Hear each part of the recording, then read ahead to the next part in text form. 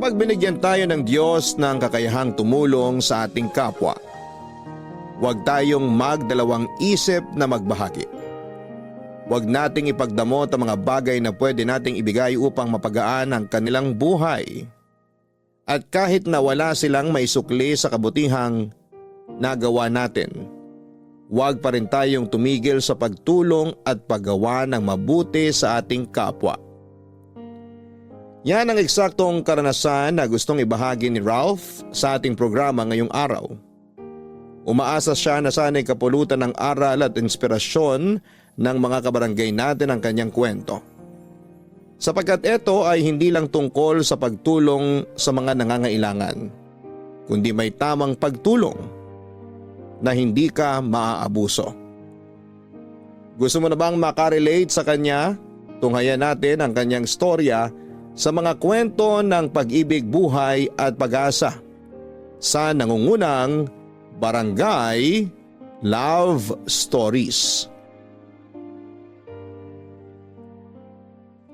Dear Papa Dudut, good day sa inyo at sa mga kabarangay natin na kagaya kong fan na fan ng Barangay Love Stories.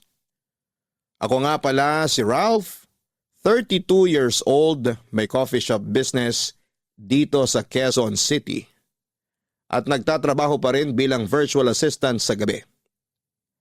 Bata pa lamang ay pangarap ko na talagang magkaroon ng negosyo.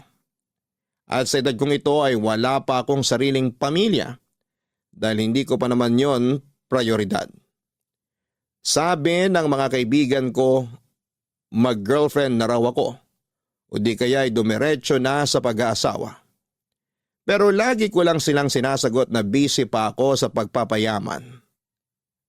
Ang totoo ay dayo lang naman ako dito sa Quezon City at tubong General Santos City talaga ang aming pamilya. Mahirap lang ang buhay namin noong araw kaya nangarap ako na makapagtapos ng pag-aaral para umasenso. Lagi kasing sinasabi sa akin ni nanay at tatay na wala silang ibang may papamanang kayamanan sa amin ng ate ko, kundi ang edukasyon lang. Kahit na mahirap lang kami ay masasabi kong ginapang ng aming mga magulang ang pag-aaral namin. Jeepney driver ang tatay namin at ang nanay naman namin ay tumatanggap ng mga labada. Masinop din sila sa pera kaya kahit paano ay may naitatabi sila para sa pag-aaral namin. Kaso ako lang ang nakatungtong sa kolehiyo at nakapagtapos sa aming dalawa ng ate ko. Matapos niyang maagang nag-asawa at nagkaanak. Para makatulong sa mga magulang namin, nag-working student ako bilang tauhan sa isang computer shop sa lugar namin para matustusan ang pangbaon ko sa eskwelahan. Ginagawa ko yon tuwing uwian namin sa hapon hanggang alas 12 ng madaling araw. At kahit na nakakapagod at nakakapuyat ay proud akong nairaos ang kurso kong Marketing Administration. Nung graduate ako sa college ay nagtrabaho ako sa isang private company sa Davao ng 1 taon. Pero nangarap ako na makaluwas sa Maynila dahil pakiramdam ko mas marami at malaki ang opportunity na naghihintay sa akin doon. Kaya nga kahit ayaw ng mga magulang namin ay sinuportahan pa rin nila ang desisyon ko. Taong 2015 sa edad na 22 ay nakarating ako sa Quezon City. Nagkataon kasi na may inaplayan ako ritong trabaho na nangangailangan ng relokasyon kaya sinamantala ko na. Tumagal din ako sa naturang kumpanya ng 5 taon bago nag-pandemic kung saan ay kasama ako sa mga inalis sa trabaho. Pero hindi ako nawalan ng pag-asa at naghanap kaagad ako ng ibang mapagkakakitaan. At doon ako napunta sa mundo ng pagiging virtual assistant. Habang nagsisimula akong bumangon ng mga panahong yon, ay tumindi naman ang kagustuhan ko na tuparin ang matagal ko ng pangarap na magkaroon ng negosyo na natupad naman taong 2023.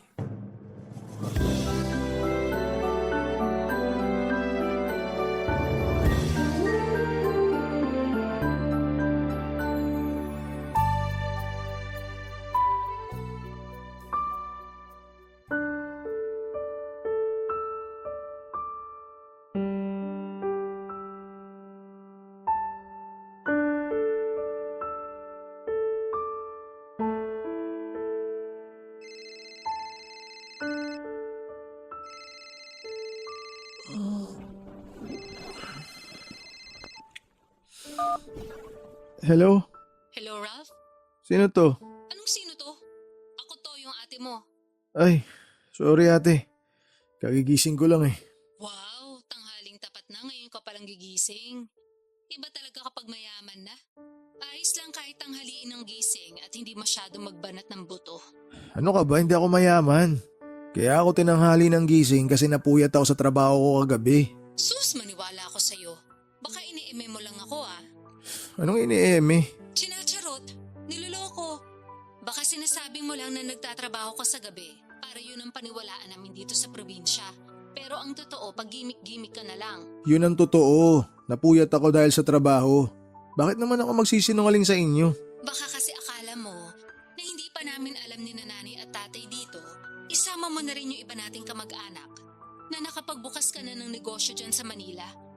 Ayaw mo lang ipaalam sa amin na big time ka na at asensado. Unang-una, di ko naman tinago sa inyo na may negosyo na ako dito.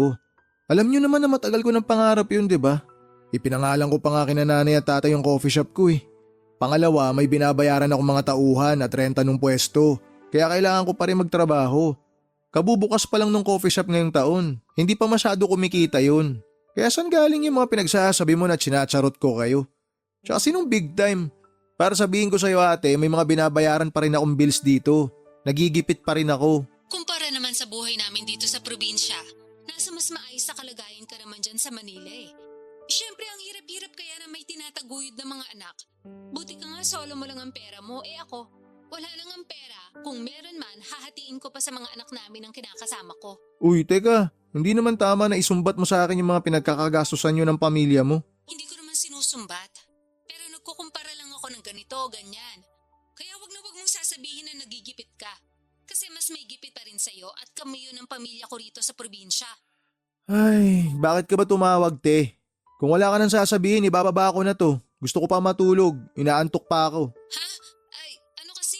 Sige na ate, tsaka na tayo mag-usap. Mamaya na, para ka naman tanga eh. Wow! Ako pa talaga yung tanga? Sino pa nga ba? Tayo lang naman magkausap dito. Bakit ka nga kasi tumawag? Ito naman masyadong mainipin. Ano nga kasi? Inaantok na ako, bababa ko to. Uutang sana ako. Ano?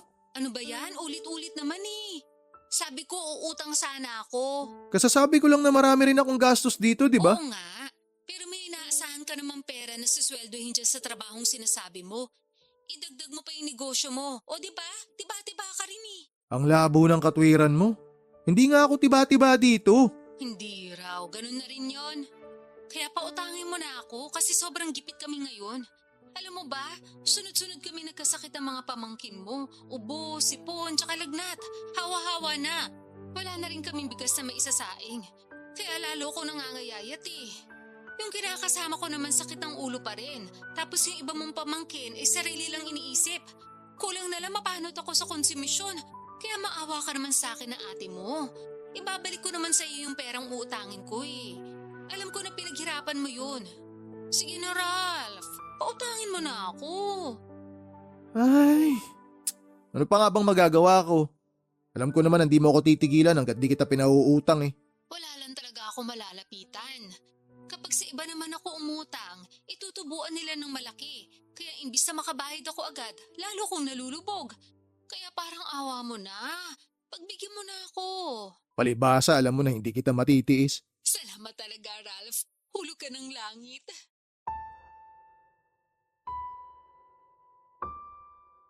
Papadudot ka isa-isang kapatid ko ang ate kong ito. Mas matanda siya sa akin ng 13 taon at kahit na nasa Jensen pa ako ay hindi talaga kami lumaking malapit sa isa't isa. Pero hindi naman kami magkaaway ng todo-todo. Siguro ay ganun talaga, hindi porke iisang puno ay pareho na ang bunga. Ang ibig kong sabihin ay kahit na magkapatid kami, ay magkaiba pa rin kami ng ugali. Magkasalungat ng paniniwala at prinsipyo sa buhay. May kontento na at merong nangangarap pa rin ng todo. Tulad ng nabanggit ko, hindi nakapagtapos ng pag-aaral si ate dahil maaga siyang nag-asawa at nagkaanak. 43 years old na ang ate ko noong 2023 at meron na siyang 6 na anak. Dysfunctional ang pamilya ni ate. Lasinggero at nananakit ang kinakasama niya at ama ng mga anak nila. Wala rin itong permanenteng trabaho at may pagkababaero din. Usap-usapan nga sa barangay namin na may anak daw ito sa ibang babae. Isa o dalawa na yata. Hindi ko na maalala. Kaso may pagkatanga sa pag-ibig ang kapatid ko. Kaya hindi pa rin niya magawang hiwalayan ang tatay ng mga anak niya. Pero kahit na hindi kami close ng ate ko ay nananatili pa rin na siya ang nag-iisa kong kapatid. Siyempre hindi ko siya natiis nung humingi siya ng tulong sa akin. Agad ako nagpadala ng pera para pangkain nila at panggastos sa probinsya. Pero hindi doon natapos ang lahat dahil ng mga sumunod na linggo ay panay na hingi sa akin ng ate ko. At nagbibigay naman ako dahil ako ang mas nakakaluwag sa aming dalawa. Sa totoo lang ay regular ako nagpapadala kina nanay at tatay ng pera panggastos nila at pambayad sa bills. Inaabutan ko rin si ate paminsan-minsan. Pero tulad ng sinabi, meron din akong binabayaran kaya hindi ko masasagot lahat. Isang beses umuwi ako sa amin sa General Santos para mag-celebrate ng birthday ko. Tuwang-tuwa sina nanay at tatay nang makita ako at ganoon din ako dahil na-miss ko sila ng sobra. Uy, Ralph, thank you dun sa pasalubong mo sa mga anak ko, ha? Tuwang-tuwa sila, lalo na yung pangalawa ko. Sakto kasi sa kanya yung sapatos na bigay mo. Tagal niya na gusto magkaroon ng bagong sapatos, pero hindi naman siya makaipon kahit may trabaho kasi mas inuuna pa yung uminom kasama mga barkada niya. Ewan ko ba sa batang yun? Mana sa tatay? Naku ate, mahirap yan. Magiging bisyo yan, katagalan. Yun na nga ang paulit-ulit kong sinasabi, kaso matigas ang ulo. Hindi na raw siya bata para pagsabihan ko pa, kasi alam naman daw niya yung ginagawa niya. Ilan taon na ba ulit yung pangalawa mo? 24. Sunod-sunod lang naman yan sila. 25 na yung panganay ko, tapos 20 anyos naman yung bunso. Si Janice yung nag-aaral, tama di ba te? Siya na lang yung nag-aaral sa mga anak mo? Oo, patapos na siya ng senior high school ngayong taon. Buti mayroon pa sa mga anak mo na desididong mag-aral, na gusto makapagtapos. Akala ko lahat sila gusto na magtrabaho eh. Tapos yung iba nagtatrabaho nga, pero hindi pa rin regular na nakakatulong sa bahay. Kumbaga, palaasa pa rin kesyo maliit lang naman daw ang sweldo nila at pansarili lang madalas. Ang hirap din pala ng sitwasyon nyo ate. Mismo. Kaya pasensya ka na talaga kung panay utang ako sa'yo, ha? Bumubuelo pa lang din ako ng pambayad, kaso kapag nakakahawak ako ng pera, nagagastos ko rin. Siyempre, alangan di kami kumain, kawawa naman kami. Ay, buti ka pa nga, wala ka pang anak. Kaya sa'yo lang napupunta yung sweldo mo. Marami rin akong pinagkakagastusan, kaya hindi ko rin nasusolo yung sweldo ko. Nasabi ko lang naman yun kasi tingnan mo ko. Naturi nga maraming anak pero karamihan pulpol at hindi naman maaasahan. Parang ang malas-malas ko sa mga anak ko. Kung alam ko lang na magiging suwail sila at pala sagot sa akin pagtanda, aba, sana pinalaglag ko na lang sila nung buntis pa lang ako. Ano ba mga pinagsasabi mo dyan ate? Matakot ka nga sa Diyos. Wala na akong kinatatakutan kasi naranasan ko ng maggutom at maghirap ng todo-todo. At saka kung totoong may Diyos, bakit ganito kamiserable ang buhay namin? Bakit di ako binigyan ng mga anak na hindi ko naman pala makakatulong sa buhay? Pati na rin kinakasama, sakit sa ulo. Sakit din sa bulsa dahil wala ring maayos na pinagkakakitaan. Pero di ba choice mo naman yan? Anong choice ko? Na magrebelde ka na nanay at tatay nung araw. Hindi ka pumapasok sa eskwelahan para makipagkita ka sa boyfriend mo noon. O at least kayo'y nagkatuluyan ngayon. Di ba mas ginusto mo naman na mag-asawa na lang agad kesa magtapos ng college? Kasi ang dahilan mo gusto mo na lang magtrabaho. Inaani mo lang yung mga tinanim mo noon. Sobra ka naman. Nakaraan na yun eh. Bakit ang hilig mo pang ungkatin? Hindi ko naman inuungkat. Sinasabi ko lang. Kasi nagawa mo pang sisihin ng Diyos sa maling choices mo sa buhay. Eh ikaw naman lahat na may kasalanan kung tutuusin. Oy! Grabe ka na talaga sa akin ha. Baka nakakalimutan mong ate mo pa rin ako. At 13 taon pa rin ang tanda ko sa'yo. Hindi porket nakapagtapos ka ng pag-aaral, may sariling negosyo at asensado, may karapatan ka ng panghimasukan ng buhay ko. Buhay ko to, choice ko to. Kaya nga alam ko, buhay mo yan, choice mo yan. Sorry, pero nagsasabi lang naman ako ng totoo. Pumreno ka pa rin kasi nakakasakit ka na eh. Ikaw nga hindi kita pinakikialaman sa mga choice mo. Oo na, sige na, pepreno na sa susunod. O mabalik tayo kay Janice. Yung bunso ko, alam mo, pangarap niyan makapagkolehiyo. Kaso wala naman kaming pantustos sa pag-aaral niya. Sabi nga ng ama niya, tumigil na siya sa pag-iilusyon na makakapagtapos pa sa college. Mas mabuti niyang gawin magtrabaho na lang pagka-graduate. Ayos ah, parang hindi niya anak yung kausap niya kung makapagsalita siya. Tsaka sobra naman yung nag-iilusyon. Buti nga masipag yung bata eh. Gustong gusto makapagtapos ng pag-aaral. Ganun talaga pag hindi nakatungtong sa eskwelahan. Bopols. Pero ayun nga, gustong gusto talaga ng pamangkin mo na mag-aral. Idol ka niya eh. Gusto ka niyang tularan pagdating ng panahon. Yun bang asensado sa buhay? Alam mo masipag mag-aral yung anak ko eh. Pwede mo ba siyang tulungan na matupad yung pangarap niya na makapagkolehiyo? Sige na, pag-aralin mo naman yung pamangkin mo. Papadudot bunso sa 6 na magkakapatid si Janice at siya lang ang nag-aaral sa kanila ng panahong yon. Bulakbol kasi ang ibang mga anak ni ate at kahit na anong paalala sa kanila ni nanay at tatay na mag-aral ng mabuti, ay nauuwi pa rin sila sa paglalakwatsa. Lahat ng mga pamangkin ko liban kay Janice ay nagtatrabaho na kasi sinabi raw sa kanila ni ate na kung hindi rin naman sila mag-aaral ay mabuti pang magbanat na lamang sila ng buto para makatulong sa kanilang pamilya. Kaso hindi ko akalain na may mas ilalala pa pala ang iba kong mga pamangkin. Ramdam ko ang stress ng ate ko pero naisip ko na ganon din naman siya noong kabataan niya sa mga magulang namin. Sa kabila ng lahat ay napag-isip-isip ko rin na buti at meron pa rin kahit isa sa mga anak ni ate ang interesado at porsigidong mag-aral at yun nga si Janice. Kaya hindi na ako nagdalawang isip na tulungan siya. Papadudot kong ilalarawan ko ang pamangkin ko ay masasabi kong mahiyain siya at matipid magsalita. Ganon daw talaga ang ugali niya ayon sa ate ko. Nang dumating nga ako sa amin ay mabibilang ko lamang sa mga daliri ko sa kamay ang pagkakataon na nag-usap kami. Puro pa yun small talk tulad ng maiksing kumustahan lang. Pero naiintindihan ko naman dahil noon lang din kami nagkita, papadudot. Sa kabila ng lahat ay inoobserbahan ko ng mabuti si Janice at base naman sa nakita ko ay desidido talaga siya na makapag-aral. Bukod doon ay lagi rin siyang binibida sa akin ng ate ko. Kaya naman habang tumatagal ay mas nakumbinsi ako na tulungan ang pamangkin ko na makapag-aral. Hindi naman ako mayaman pero sa aming dalawa ni ate ay ako ang mas nakakaluwag. Turo sa amin ng aming mga magulang na tumulong, lalo na kung meron kaming kakayahan. Kaya bago ko bumalik sa Maynila, ay nag-abot ako ng pera sa ate ko, pang-enroll ng aking pamangkin. Buti ate, napapunta mo si Janice dito para personal kami magkausap.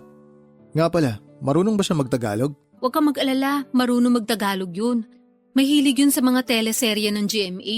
Doon siya natuto, pati yung tono. Pero okay lang din kung sakaling hindi. Marunong naman ako Huwag na! Tsaka para masanay na rin siya. Hello po, Ma. Hello po, Tito Ralph. Oh, andito ka na pala. Halika, tabihan mo ako rito sa upuan. Sige po. Nak, mag-thank you ka sa Tito Ralph mo. Dali. Bakit po? Kasi nga pumayag na siyang pag-aralin ka sa kolehiyo. Talaga po? Hindi niyo ako niloloko? Siyempre hindi. Di ba, Ralph? Sabihin mo nga rito sa anak ko. Mukhang hindi naniniwala sa akin eh. Totoo po ba yun, Tito? Oo. Naobserbahan ko kasi na masipag ka mag-aral. Tsaka laging sinasabi ng mama mo na gustong gusto mo raw makapag-college. Gustong gusto ko po talaga. Kaya nga nung sinabi sa akin nila Mama at Papa na wala silang pampaaral sa akin, nalungkot po talaga ako. Alam mo naman mahirap lang ang buhay natin, di ba?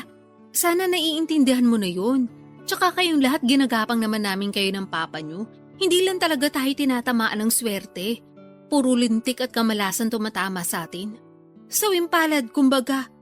Kaya nga inawitan ko tong tito mo na baka pwede kanyang tulungan na makapag-aral sa kolehiyo. Buti pumayag siya kasi malaking bagay yun. Kaya ano pang hinihintay mo? Mag-thank you ka sabi. Opo, Ma. Thank you po, Tito Ralph. Malaking bagay po yung tulong nyo. Pangako, aayusin ko po ang pag-aaral ko para matuwa naman kayo. Ngayon pa lang natutuwa na ako sa'yo kasi nagsisikap ka talaga. Sana ipagpatuloy mo yan kahit na di magiging madali pag nasa college ka na. Hindi naman sa tinatakot kita pero iba kasi dun eh. Ibang-iba ron kesa sa senior high. Talaga? Sasakit ba ulo ng anak ko dyan? Ma naman eh. Siyempre, depende yon kung paano ko i-handle yung emotions ko. Saka marami na rin naman po akong naririnig na mahirap daw sa college. Yung ibang mga kaklase ko tuloy ayaw nang mag-aral pagka-graduate namin. E tingin mo kakayanin mo? Siyempre po. Tama ang anak mo ate. Depende sa tao kung paano niya i-handle yung emosyon niya. Pero Janice, sana kahit na challenging ang college life, tapusin mo pa rin. Huwag mo susukuan. Sa bagay. Tingnan mo nga ikaw, nakatapos ka. Dapat gayahin mong tito mo, nak ha. Masipag, matyaga at may mataas na pangarap sa buhay. Opo, idol na idol ko nga yang si Tito. Maiba tayo. Meron ka bang kurso na plano mong kunin? Gusto ko po sanang mag-teacher, kaso sabi ni Mama, kuhain ko raw po yung katulad ng kurso na kinuha nyo. Tama naman. Kasi dyan yumaman ng tito mo. Si ate naman paulit-ulit eh. Sinabi nang hindi nga ako mayaman. Hindi pa mayaman. Pero yayaman ka rin. Mas yayaman. Ayaw mo ba nun? Huwag ka kasi masyadong nega at kontrabida. Dapat kahit hindi pa, sinasabi mo mayaman ka na para lalo magkatotoo. Gayahin mo ko. Lagi kong sinasabi sa mga kamag-anak natin na maayos ang pamilya namin ang kinakasama ko. Na maswerte ako sa mga anak ko. Hindi pa nga lang nagkakatotoo pero alam ko papunta na rin yun doon. Ay nako, ibang klase ka talaga mag-isip. Siyempre, bihira lang magkaroon ng utak na ganito sa akin, no? Sorry, Tito, kung masyadong kakaiba mag-isip si Mama. Ano ba kasi masama sa pag-iisip ko? Wala naman, pero kakaiba lang po. Eh kung sampalin kaya kita, Grabe naman po kayo. grabe talaga ako. Alam ng tito mo yan eh, pati ng lolo at lola mo. Tsaka ng mga kapitbahay natin at mga kamag-anak natin. Alam mo ate, yung mga ganyan mo, hindi mo dapat pinagmamalaki yan. Ay teka, isa ka rin eh. Kung grabe ako, mas grabe ka sa akin. Nagsasabi lang naman ako ng totoo no. Ikaw ang grabe. Nakuha mo pa talagang ipagmalaki sa anak mo yung mga kabulastugan mo noon? Tama naman sinabi ni Tito, kaya wag niyo na po siyang pagdiskitahan, Ma. Ay naku, pinagtulungan niyo pa ako magtito. Nakakainis kayo ha. Lo, si Mama. Akala mo naman susuyuin namin siya. Papadudot masayang-masaya si ate sa perang ibinigay ko para makapag-enroll sa college si Janice. Dinagdagan ko pa yon ng sobra para may pambili ng uniform at gamit sa eskwelahan ang pamangkin ko. At nagdagdag ulit ako matapos sumirit ni ate. Pero aminado ako na nagipit ako ng kaunti dahil sakto na lamang pamasaya at allowance ko pabalik sa Maynila ang perang natira sa akin. Kinailangan ko patuloy galawin ang savings ko at mag-withdraw para meron akong extra money. Sa awa naman ng Diyos ay nakauwi naman ako ng matiwasay sa nirerentahan kong apartment sa QC. Fast forward. Nakagraduate na sa senior high school si Janice at inimbitahan ako ng ate ko na pumunta sa graduation ceremony niya. Pero hindi ako nakauwi dahil marami akong trabaho na mapipending at busy rin ako sa negosyo ko. Pero nag-send naman si ate ng picture ni Janice sa messenger. Nakuha nung graduate siya, kaya masayang-masaya pa rin ako.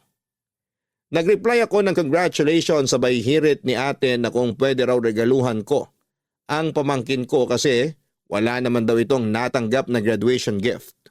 Pero wala naman akong maisip na pwedeng iregalo para kay Janice kaya sa huli pinera na lamang ni ate. Siya na lang daw ang bibili ng regalo para sa anak niya at sasabihin niyang galing sa akin. Mabilis na lumipas ang isang buwan, isang hindi inaasahang tawag ang natanggap ko mula sa pamangking kong si Janice Papadudut.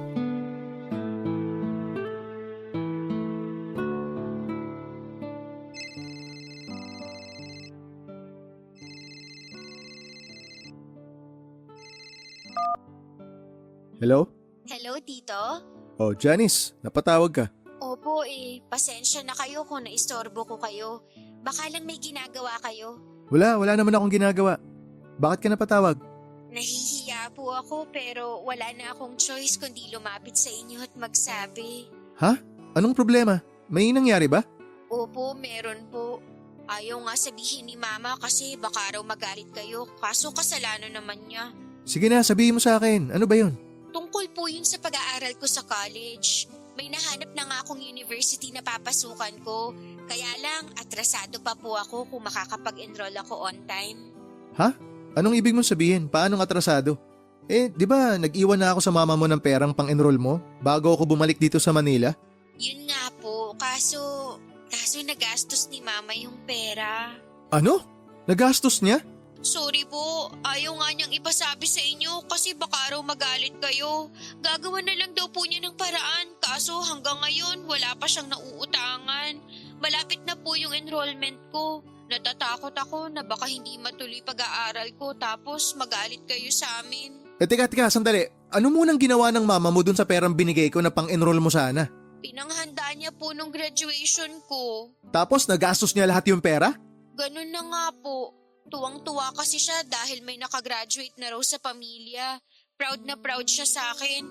Nagpalitsyon po siya at kulang na lang pakainin niya yung buong barangay. Hindi ko lang po akalain na mauubos niya pati yung pera na pang-enroll ko. Ay, si ate talaga kahit kailan masyadong pabide. Kilala niyo naman po si Mama, di ba? Ugali niya talaga yon lalo kapag may nahawakan siyang pera. O tapos ngayon, mamomroblema kayo.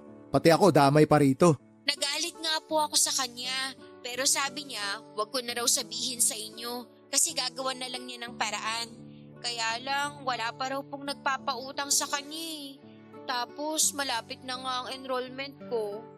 Di bale, huwag ka na mag-alala. Pwede naman kitang bigyan ulit ng pang-enroll mo eh. Pero gusto ko ikaw na humawak ng pera. Napakabulagsak kasi talaga ng mama mo eh. Nakakabuwisit. Opo, Tito. Sorry po ulit kasi nadoble pa yung gastos nyo. Hiyang-hiya po ako pero wala naman po akong malapitan. Hayaan mo na yon. Na-appreciate ko nga na nagsabi ka sa akin. Tama rin na nilapitan mo na ako agad. Hindi mo na pinatagal kesa naman di ka nakapag-enroll. Gusto ko talaga na tulungan ka sa pag-aaral mo. Sabi ko nga sa'yo noon, naoobserbahan ko na masipag ka mag-aaral tsaka determinado ka na makapagtapos. Ituloy mo lang yan. Sigurado ako na malayo mararating mo sa buhay oras na may hawak ka ng diploma. Yun nga po yung nasa isip ko palagi na mas marami ang oportunidad na magbubukas sa akin kapag nakagraduate na ako sa pag-aaral. Ayoko po na gumaya sa mga kapatid ko na mga tinamad na lang mag-aral at nagtrabaho na lang. Tapos hindi rin naman nakakatulong kina mama at papa. Pangarap ko rin po na tumulong sa pamilya namin para kahit paano makaahon kami sa kahirapan. Nakikita ko kasi sa iyo yung kabataan ko nung araw. Ganyan-ganyan ako kadeterminado na makagraduate. Kahit na mahirap, kahit na walang bilib sa akin yung mama mo nun, nagpatuloy pa rin ako. Ginawa ko na lang inspirasyon yung lolo't lola mo para abutin yung mga pangarap ko. Kaya sana ganun din yung gawin mo. Opo, pangako ko po sa inyo na hindi ko sasayangin yung tiwala niyo sa akin. Mag-aaral po ako ng mabuti para maibalik ko lahat ng mga tulong niyo sa akin. Mag-aral ka para sa sarili mo, para sa mga pangarap mo. Pagtuunan mo ng pansin kung paano ka makakapagtapos. Magsikap ka. Huwag mo na munang masyadong isipin kung paano mo maibabalik sa akin yung tulong na ibibigay ko sa'yo. Hindi naman po pwedeng hindi ko yun isipin. Siyempre, nakakahiya pa rin po. Kung tutuusin, hindi nyo naman po ako responsibilidad. Pero nang dahil sa pangarap ko, naobliga pa kayong tulungan ako. Wala namang kaso sa akin yun. Pamangking kita eh. Pamilya tayo. Turo sa amin ng lolo't lola nyo na kung meron kaming kakayanan na tumulong, huwag kami mag-alinlangan. Salamat po talaga. Napakaswerte ko dahil meron akong mabait na tito.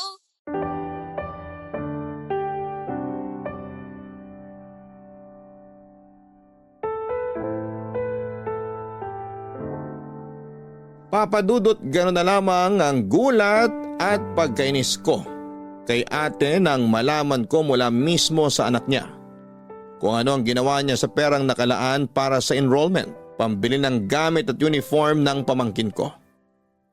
Pero pinigilan ko pa rin ang sarili ko na magalit dahil ayokong ipakita kay Janice Ayoko matakot siya sa akin kaya naman kinontrol ko ang aking emosyon. Sa halip ay huminga na lamang ako ng malalim at nagbilang ng 10 sa isipan ko para kumalma. Pagkatapos ng pag-uusap namin ng pamangkin ko ay naisip ko na parang hindi ko namang kilala ang ate ko na may pagkagastador at ugaling mahilig magpabida sa mga kamag-anak namin at kaibigan niya. Kaya nga hindi siya nakakaipon dahil mahilig siyang bumili ng kung ano-ano.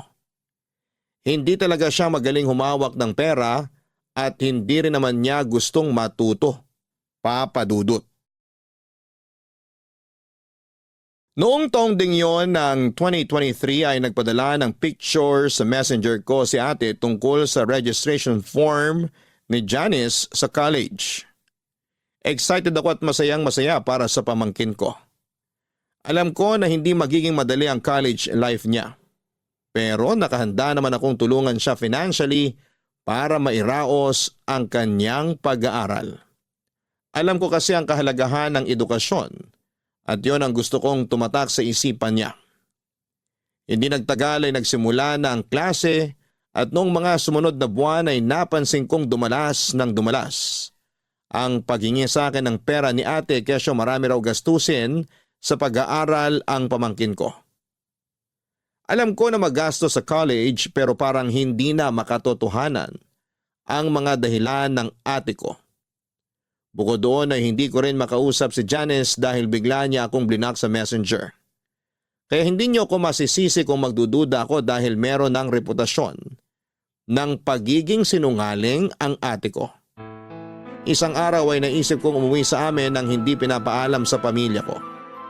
Gusto ko silang sorpresahin pero hindi ko akalain na ako pala ang masosorpresa. Kung di pa ako umuwi rito, di ko pa malalaman na buntis na pala si Janice. Pwede bang hinaan mo lang ang boses mo? Mamaya marinig ka ng mga kapitbahay natin, edi na chismis pa tayo.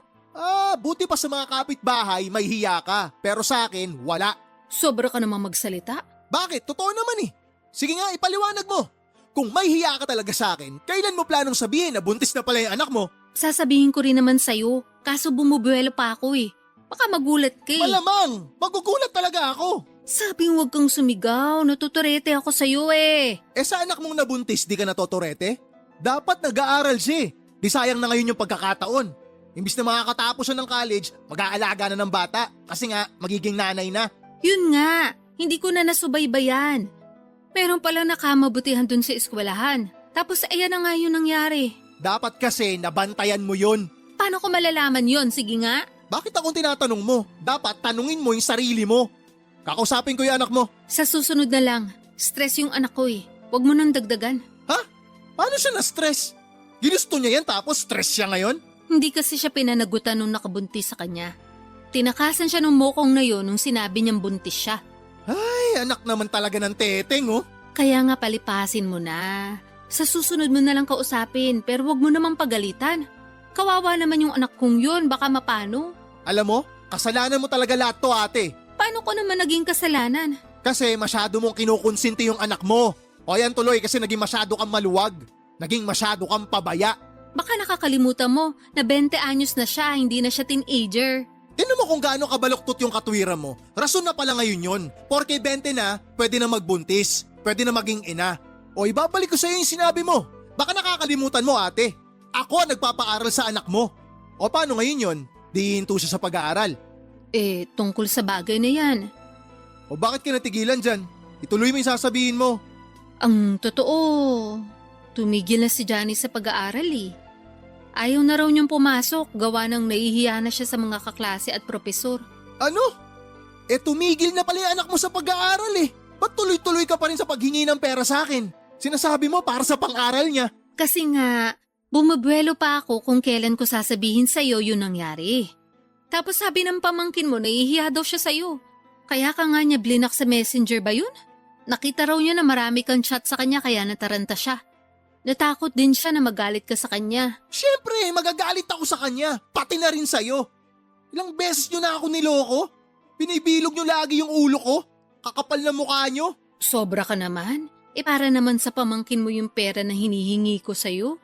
Sa palagay mo, saan ko kukunin yung pera na panggastos sa check-up at mga kailangan sa pagbubuntis ng pamangkin mo? Kung makapagsalita ka naman, akala mo hindi ka nakakasakit ng damdamin? Nasasaktan ka. Kasi masasakit yung mga naririnig mong salita sa akin. Ako, ano kayang nararamdaman ko ngayon? Ang hirap kasi sa'yo, damdamin mo lang yung palaging mahalaga eh. Nangyari na nga kasi. Buntis na yung anak ko. Ano pa pang gusto mong gawin ko? Gusto mo ba na ipalaglag na lang natin yung dinadala niya? O tapos ngayon hihiritan mo ako ng ganyan. Para ka naman tanga ate. Kilabutan ka nga sa mga sinasabi mo. Ikaw lang naman iniisip ko. Mukhang apektado ka sa nangyari. Ako nga na nanay niya kalmado lang. Iba talaga pag intindi mo sa mga bagay-bagay, no? Hindi mo talaga makuha kung saan ako nanggagaling? Kung bakit ako ganito ka-apektado? Sige nga, ipaintindi mo sa akin. Sige, ipapaliwanag ko sa'yo para makuha mo. Apektado ako kasi naniwala at nagtiwala ako kay Janice na mag-aaral siya ng mabuti dahil may pangarap siya na makapagtapos. Yun din yung lagi mo sinasabi sa akin eh, di ba? Na masipag yung anak mo, na gusto niyang umasenso, kaya gusto niya makapag-college. Na ako ang naglalabas ng pera sa lahat ng pangangailangan niya. Mula pang matrikula hanggang sa baon niya, ako ang nagpapadala. O tapos ano nangyari? Nabuntis siya. Nagpabuntis siya. Oh, sana naman ngayon gets mo na kung bakit ako ganito kaapektado. Ang akin lang naman, tanggapin na natin kasi nandyan na yan. Tama ka. Tanggapin na lang. Nandyan na eh. Pero tanggapin nyo rin na desisyon ko na hindi kayo tulungan. Aba, sobra ka naman. Parang hindi mo kami pamilya. Papa Dudut, hindi ko akalain na ako ang masosorpresa sa pag-uwi ko sa amin sa Jensan. Noong nalaman kong buntis ang pamangking ko at tuminto na pala sa kanyang pag-aaral.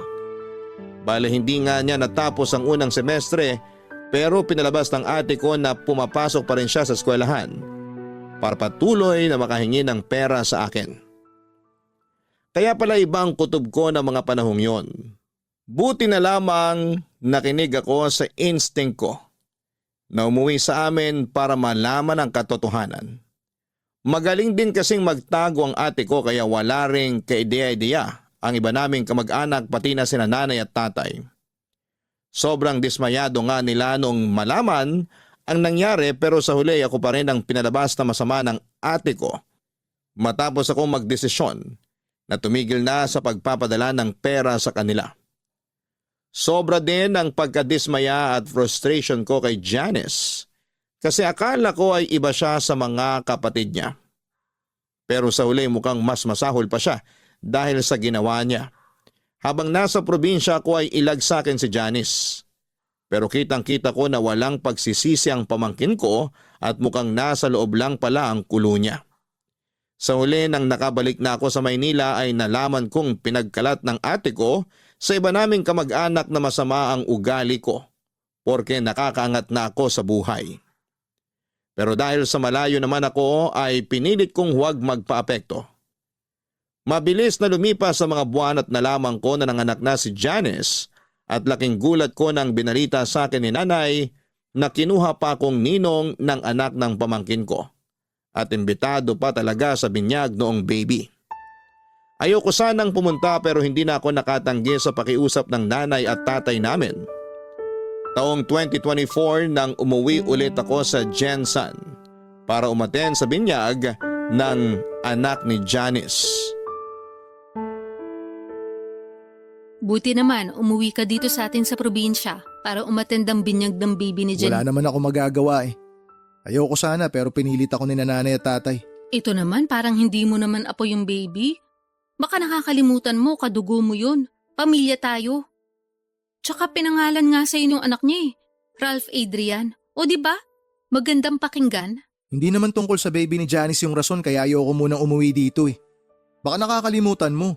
Siniraan mo ako sa mga kamag-anak natin. Pinagkalat mo na masama ugali ko dahil tumigil ako sa pagbibigay ng pera sa inyo. Salamat sa iyo hanggang ngayon ang sama ng tingin sa akin ng ibang kamag-anak natin. Yung kinakasama mo nga pinandilatan pa ako ng mata nung magkita kami kanina eh. Akala naman niya matatakot ako sa kanya. Malaki naman talaga mata nung kinakasama ko. Kaya pagpasensyahan mo na. Tungkol naman dun sa iba nating kamag-anak, huwag ka mag-alala. Kasi sinabihan ko na naman sila na hindi totoo yung pinagkalat ko tungkol sa'yo nun. Na nagalit lang talaga ako dahil tinigil mo yung pagtulong sa amin ng anak ko matapos mong malaman yung nangyari. Pero baka hindi pa rin sila nakaka-move on.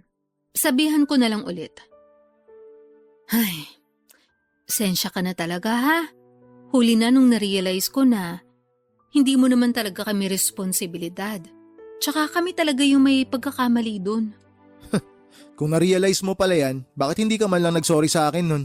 Ha? Nahihiya ako. Parang hindi mo ako kilala. Hindi kaya ako nagsisorry. Talaga? Kailangan ko pa intindihin yung pride mo?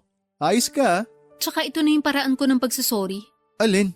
Ang gawin akong ninong ng apo mo? Kaya inimbitahan mo ako ngayon sa binyag? Oo, ayaw mo ba nun? Kilala kita. Nagawa mo na akong lokohin nun para makahingi ka sa akin ng pera. Ayoko sanang isipin na kaya mo ako kinuwang ninong ng apo mo para may dahilan ka na naman na huthutan ako. Sobra ka naman sa huthutan? Akala mo naman napakalaki ng perang binigay mo sa akin nun? Hoy, malaki yon kapag pinagsama-sama. Tsaka akala mo ba pinupulot ko lang sa kalsada yung perang pinadadala ko sa'yo? Para lang alam mo dugot pawis ko yon. Pinaghihirapan ko ang bawat sentimo na kinikita ko. Pero ikaw, lagi ka lang nakatanghod, hingi ka lang ng hingi, utang ka lang ng utang. Kaya di mo ako masisisi kung hanggang ngayon masama pa rin loob ko sa'yo. Matagal na yun eh. Hindi pa ba ako absuelto sa kasalanan ko? Parang hindi ako ate ah. Huwag ka namang ganyan. Ayos hiningi mo pa na irespeto kita bilang ate. Pero ako nga hindi mo ako matrato na parang kapatid. ATM ang tingin mo sa akin na magluluwa ng pera tuwing may kailangan ka. Nasasabi mo lang yan kasi mas maluwag pasok ng pera sa'yo kaysa sa akin. Pero pag ikaw nasa posisyon ko, sigurado maiintindihan mo na kahit mali magagawa ng isang nanay para sa mga anak niya. At saka nagsisi naman na yung anak ko ah. Sa lagay habang buhay mo na lang ba siyang pag-uusigin? Hindi ako galit sa anak mo. Mas galit ako sa'yo. Sa anak mo, dismayado ako. Di siya naging maingat. Matagal na nga yun, huwag ka namang ganyan. Kung makapagsalita ka parang hindi ka nagkakamali ah. Hoy, kung usapang pagkakamali, hindi dapat ako tinatanong mo. Tanungin mo dapat ang sarili mo. Sinikap ko talaga na hindi gumaya sa'yo, na mag-asawa ng maaga at magkaroon agad ng pamilya. Oh, edi ikaw ng perpekto. Hiyang-hiya naman ako sa'yo. Ewan ko sa'yo ate, wag mo na nga pinagkakausap. Tumatanda kang paurong. Kailan ka kaya magmamature? Excuse me, matured na ako no? Talaga? Asa ka? Nakakasakit na talaga ng damdamin yung mga sinasabi mo sa akin ah. Yan, buti naman nasasaktan ka. Ibig sabihin, hindi ka pa manhid. Tsaka wag mo asahan na magsusorry ako sa'yo. Di ka nga marunong magsorry. Ay, sige na, alis na ako. Doon na ako kina nanay. Pagod na ako. Sandali lang naman. Ano ba yun? Huwag ka munang umalis, may sasabihin pa ako. Sabihin mo na yung sasabihin mo. Gusto ko na umuwi. Papadudot, gusto ko sanang maging casual lang ang pakikitungo ko kina ate at sa pamangkin ko noong umuwi ako sa Jensan. Pero bago ko humarap sa kanila ay nakiusap ang mga magulang namin na magbati na kami. Sinabi ni nanay na patawarin ko na raw si ate dahil nagawa lang naman niyang lokohin ako. Kasi desperado siya na makahingi ng pera na ginagamit din naman para sa pamangkin ko noong hindi ito panagutan ng nakabuntis dito. Aminado ako na nakonsensya ako nang putulin ko ang pagtulong sa kanila dahil sa galit ko. Kaya nga kahit naiilang pa ako noon nakausapin sina ate at Janice, ay sinantabi ko na lamang ang mga nangyari sa nakaraan. Muli kong binuksan ang puso ko para sa kanila lalo na at magkakadugo kami. Ayoko rin namang magkaroon ng kagalit sa katauhan pa ng sarili kong kapatid at pamangkin. Kaya nga pinakinggan at pinag-isipan ko ang bago nilang hiling sa akin na tulong tungkol sa paghahanap ng trabaho ni Janice sa Maynila. Papadudot, pinag-isipan ko ang sinabi ni ate na papasukin ko si Janice sa coffee shop ko. Bagaman wala pang bakante at nag-aalinlangan ako nung una ay tinanggap ko pa rin si Janice para maging barista sa coffee shop ko. Nag-decide ako na sumailalim siya sa training para mas maging handa sa trabaho namin. Noong binalita ko kay ate ang desisyon kong yon ay tuwang-tuwa siya. In fact, excited na siyang paluwasin sa Maynila ang anak niya. Kaso'y meron nga lang isang problema. Wala silang pambili ng ticket sa eroplano para makapunta rito si Janice. Dahil doon ay ako ang nag-sponsor ng plane ticket at binigyan ko rin ng pocket money ang pamangkin ko para makaluwas siya ng Maynila. Nang dumating siya rito ay sinundo ko siya sa airport at kitang-kita ko ang magkahalong pagkamangha at kagalakan sa kanyang mga mata. Paulit-ulit niyang sinasabi sa akin na pangarap niyang makaalis sa probinsya namin at natupad na raw yon nang sa wakas ay nakaapak na siya sa Maynila. Bali ang setup namin ay sa shop matutulog si Janice dahil maliit lang ang apartment ko. May espasyo naman siya doon na magagalawan niya kahit papaano.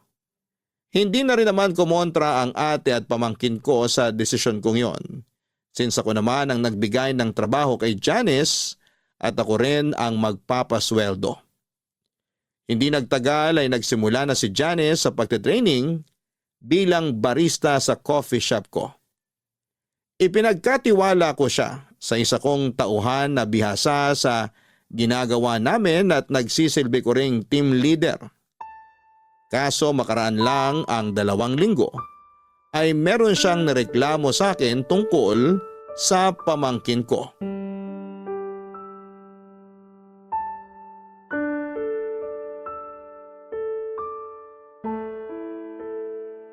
Janice, halika. Mag-usap tayo sandali. Opo, tungkol saan po? May nalaman akong report tungkol sa'yo, galing sa bisor nyo. Ano pong report yun? Tungkol daw sa ugali mo. Totoo ba na mahirap ka raw pakisamahan? Na boss ka raw kung umasta dito porke tito mo ako? Wow ha? Sinabi po ba talaga niya yan? Oo. Bukod doon, ang hirap mo raw turuan. Hindi ka rin marunong sumunod sa instruction. At ginagawa mo lang kung ano gusto mo. Mahilig ka raw magreklamo, puro ka pa cellphone. At naniwala naman po kayo sa sinabi niya? Nung una, syempre hindi. Kasi ayokong isipin na totoo yung mga sinasabi niya. Tsaka malaki ang tiwala ako sa'yo eh.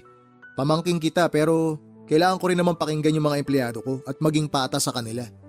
Kaya ang ginawa ko, pinanood ko yung CCTV footage nitong shop last week. At doon ko napatunayan na tama nga yung mga reklamo niya tungkol sa ugali mo. Sorry po, tito. Ay, di ba nagkasundo na tayo nung umpisa pa lang na hindi kita tatratuhing pamangkin at hindi mo rin gagamitin yung pagiging magkamag-anak natin dito sa trabaho? Umuo ka. Sinabi mo pa nga na tama lang yun para maging patas sa iba. Bukod dun, ikaw ang bago dito. Kaya dapat hindi mo minamalditahan yung team leader nyo. Dahil sa ginagawa mong yun, parang lumalabas, binabastos mo na rin ako. Pal naman kasi yung team leader nyong yun. Masyadong sip-sip sa inyo, akala mo ko sino. Bakit? Tagapagmana niyo po ba siya? Ano sabi mo? Tinatanong ko kayo kung magiging tagapagmana niyo siya kasi wala naman kayong sariling anak, di ba? Anong koneksyon yan sa pagmamaldita mo? O baka naman may gusto siya sa'yo kaya gano'n na lang siya makasipsip. Hoy Johnny, sumayos ka. Saan ba pinagkukuha yung mga sinasabi mo? Sa obserbasyon ko lang naman. Akala nyo kayo lang ang marunong mag-obserba? Ako rin kaya. At yan ang mga nakikita ko. Masyadong sumbongera yung mga tauhan nyo, pero sipsip at plastikada naman.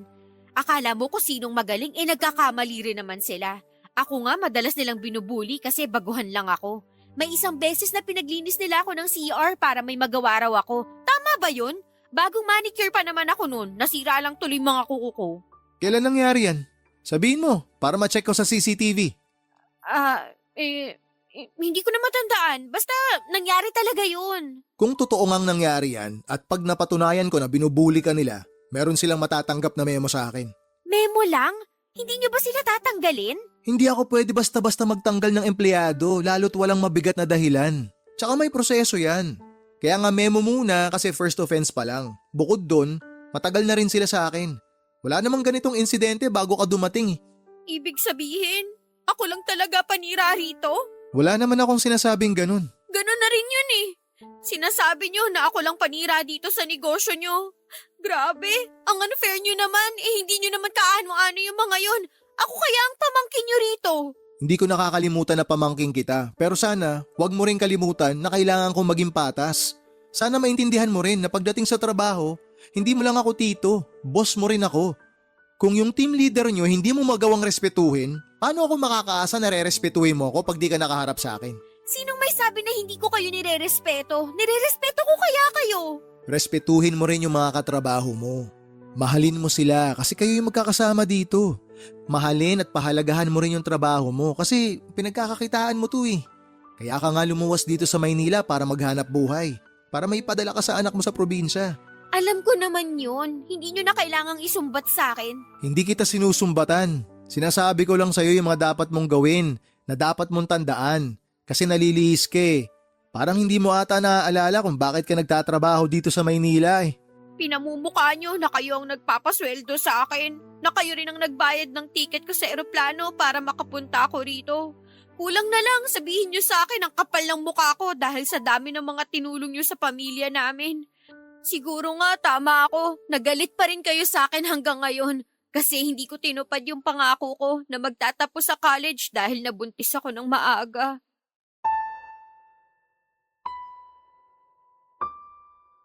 Papa Dudut, hindi ko akalain na may tinatagong ugali ang pamangking ko na noong ko pa lamang nakita.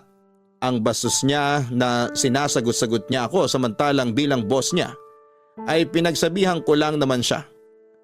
Wala akong masamang intensyon at gusto ko lang maging patas sa mga tauhan ko. Ayoko na porke pamangkin ko siya ay hindi ko na siya sasawayin. Kaya nga tulad ng sinabi ko ay binalikan ko ang CCTV footage sa shop namin para panoorin at pakinggan ang buong 2 linggong recording ng maghapon na nasa shop sila para hanapin yung sinasabi niyang pambubuli sa kanya. Pero wala akong nakita. Sa halip ay kabaliktaran noon ang napanood at narinig ko. Si Janice talaga ang bully sa mga kasamahan niya at palagi niyang ginagamit na pamangkin siya ng may-ari.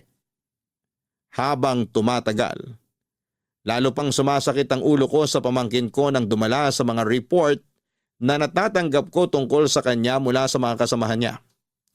Paladabog daw si Janice. Hindi rin siya ngumingiti kapag may customer. Bagay na lagi kong pinapaalala sa kanya na kailangan niyang gawin sa trabaho niya. Sa totoo lang ay stress na ako kay Janice dahil parang gusto niyang siya ang masunod sa sarili kong shop.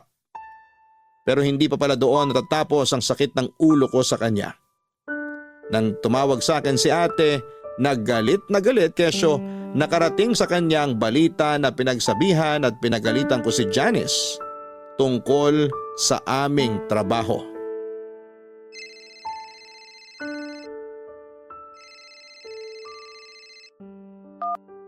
Hello ate, Hello, Ralph. ba't ka napatawag? Ano yung nakarinig sa akin na inaapay mo raw dyan yung anak ko? Ha? Huwag mo ko inaha dyan. Alam kong narinig mo yung sinabi ko. Ano yung pinagsasabi mo? Walang pang-aaping nangyayari dito. Hindi inaapi si Johnny sa trabaho. Hindi raw.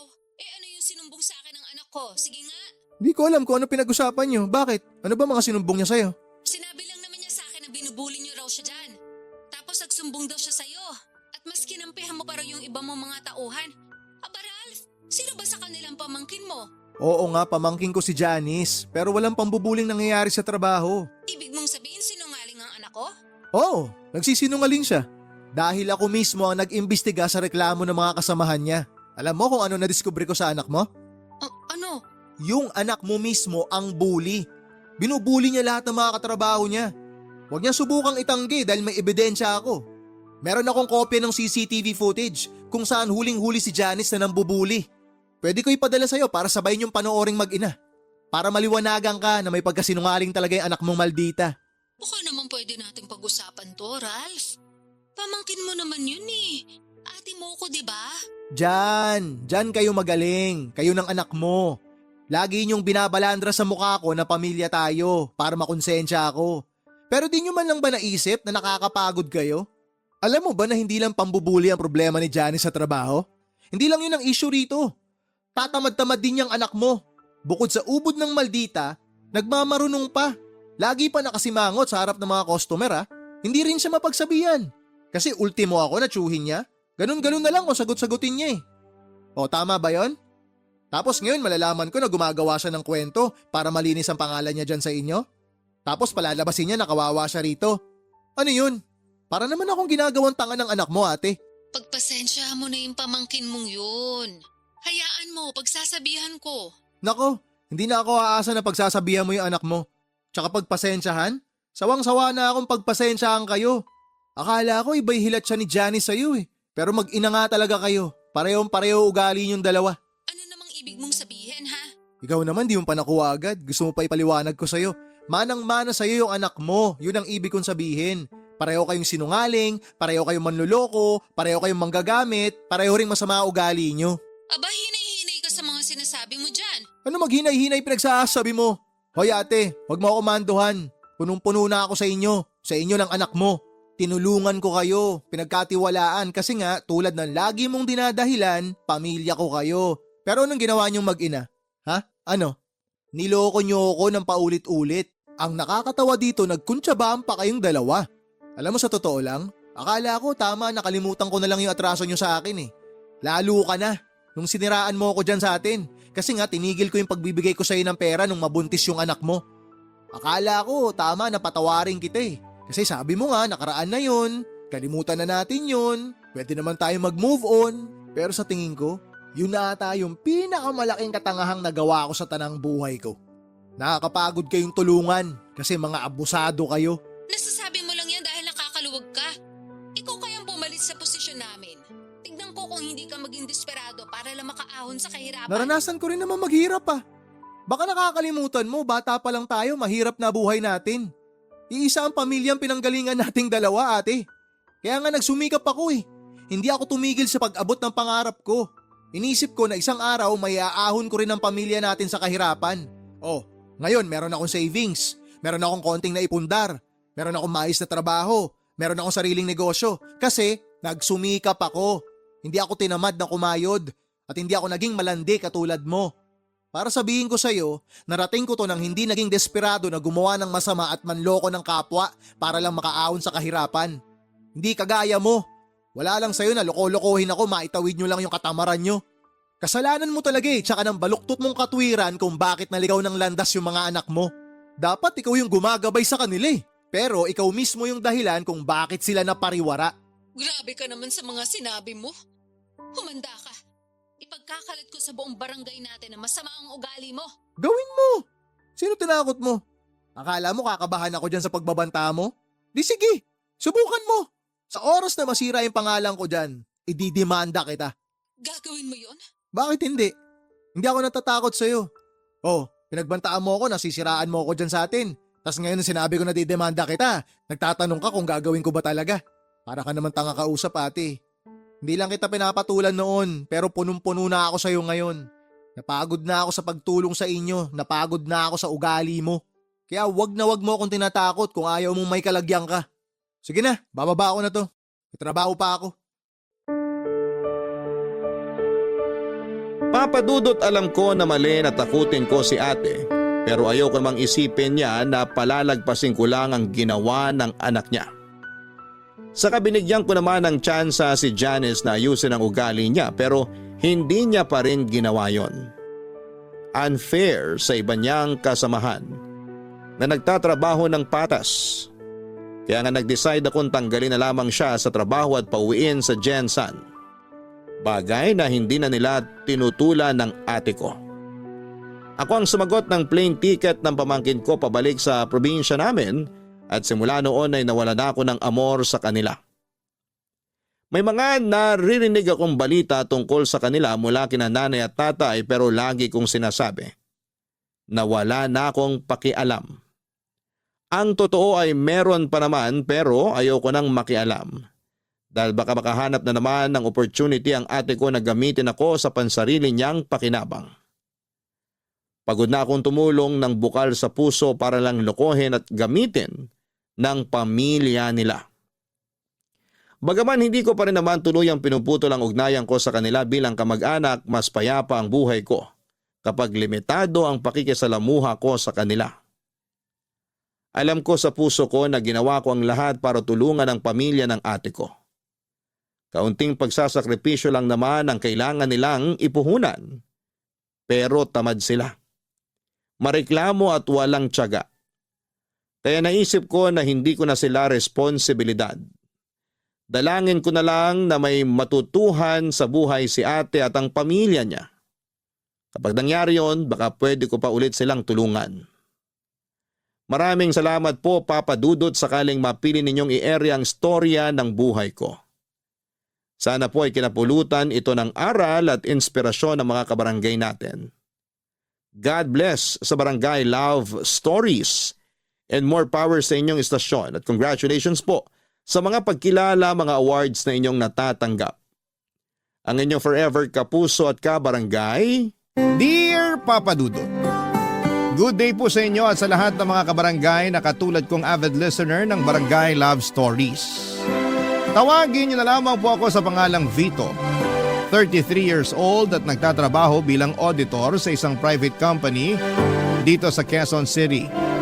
Sa edad kong ito ay wala pa akong asawa dahil ginugol ko na sa pag-aalaga sa aking nanay na may sakit na demensya ang nakaraang 10 taon ng buhay ko. Kaya lang noong buwan ng August 2024 ay tuluyan nang namaalam ang mahal kong ina. Kaya nga naisipan kong magpadala ng sulat sa inyong istasyon upang ibahagi ang aming kwento na magsisimula noong 20 years old pa lamang ako. Tubong Cainta Rizal kami ng aking pamilya. Single parent si Nanay Cedes at mag-isa niya kaming tinaguyod ng Ate Susan ko. Mananahi siya sa isang garment factory sa Taytay. At kahit na mahirap ang aming buhay ay pilit niyang nilakasan ang kanyang loob upang mapag-aral kaming magkapatid. Laging bukang bibig ng nanay na edukasyon lang daw ang kaya niyang ipamana sa amin dahil nga dukha lang ang aming pamilya. Kaya nga naging mukha siya ng pagiging istrikto sa aming magkapatid. Naunahin ang aming pag-aaral at huwag munang magpapamilya, Papa Dudut.